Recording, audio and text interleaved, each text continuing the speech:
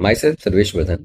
और आज हम जे मेन 2026 का प्री रिटर्न का क्वेश्चन का सॉल्यूशन करने जा रहे हैं। इसमें फर्स्ट क्वेश्चन आपको स्क्रीन पे दिख रहा होगा। यह क्वेश्चन डिफरेंशियल इक्वेशन में बेस्ड है और इस क्वेश्चन को सेपरेशन मेथड से हम सॉल्व करेंगे। देखिए किस तरह से सॉल्व करते हैं। क्वेश्चन जो हमारा दिया हुआ है वो जरा देख लीजिए आप। दिया हुआ है 1 plus sine x d y by d x plus cos x is equal to 0। और साथ साथ एक इंफॉर्मेशन दिया हुआ है, ये एफ 0 इज इक्वल टू 0 और एफ पाई बाई 2 की वैल्यू हमको फाइंड करना है। ठीक है, तो सेपरेशन मेथड से पहले वेरिएबल को सेपरेट करते हैं। तो देखिएगा डी वाई बाई, यहाँ से आप d y is equal to cos को राइट साइड में ले आते हैं और 1 प्लस साइन एक्स से डिवाइड कर देते हैं तो आ जाएगा minus cos x by 1 plus sine x d x. ठीक है, उसके बाद हम इंटीग्रेट कर लेते हैं। इसका इंटीग्रेशन हो जाएगा y, और ये सब्स्टिट्यूशन मेथड से 1 प्लस साइन एक्स का 1 प्लस साइन एक्स को अगर हम जेड मानते हैं तो कॉस एक्स डी एक्स को हम डी जेड मान सकते हैं। तो इस तरह से हम इसका जो सोल्यूशन होगा, देखिएगा integration D Z by Z हो जाएगा, जहाँ जेड जो है वो 1 प्लस साइन एक्स को माने हैं। ठीक है, तो डी जेड जो होगा हमारा कॉस एक्स डी एक्स हो जाएगा। तो इसका इसका सॉल्यूशन होगा माइनस, ये होगा लॉग जेड, जेड की वैल्यू हम पुट कर देते हैं तो log Z plus integration constant हमारा होगा, जेड की जगह पर हम 1 प्लस साइन एक्स लिखेंगे और ये कांस्टेंट इंटीग्रेशन कांस्टेंट है। ठीक है, जहाँ एफ 0 का वैल्यू 0 दिया हुआ है उससे हमको कांस्टेंट की वैल्यू मिल जाएगा। तो हमारा ये एफ 0 इज इक्वल टू 0 दिया हुआ है माइनस लॉग 1 प्लस साइन 0, ठीक है, प्लस कांस्टेंट, ये हो गया 0 is equal to log 1। Log 1 का वैल्यू 0 हो जाएगा, कांस्टेंट, कांस्टेंट का वैल्यू हमारा 0 हो जाएगा।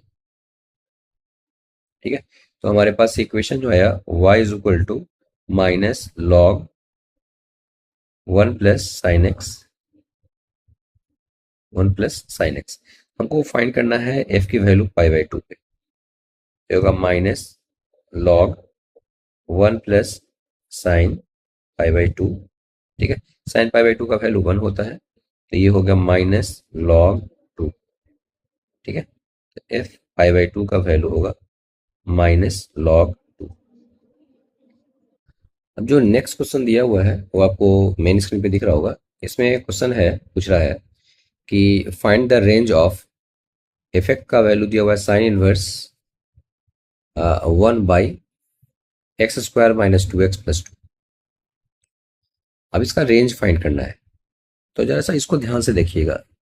इसके बारे में आप क्या कर सकते हैं, इसकी वैल्यू किस इंटरवल में लाई करता है, इसको जरा ऑब्जर्व करते हैं, उसके बाद हम लोग आगे बढ़ते हैं स्टेप बाय स्टेप। जरा ध्यान से देखिएगा। X square minus 2x minus plus 2 है, इसको लिख सकते हैं x माइनस 1 का होल स्क्वायर प्लस 1। ठीक है, अब इसकी वैल्यू क्लियर है कि ये जो क्वांटिटी है वो हमेशा ग्रेटर देन इक्वल टू 0 होगा। ये प्लस 1 है, इसका मतलब क्लियर है कि ये जो क्वांटिटी होगा वो 1 से बड़ा हो सकता है या अधिक से कम बराबर हो सकता है। मतलब ये क्वांटिटी जो होगा वो 1 के बराबर होगा या 1 से बड़ा होगा।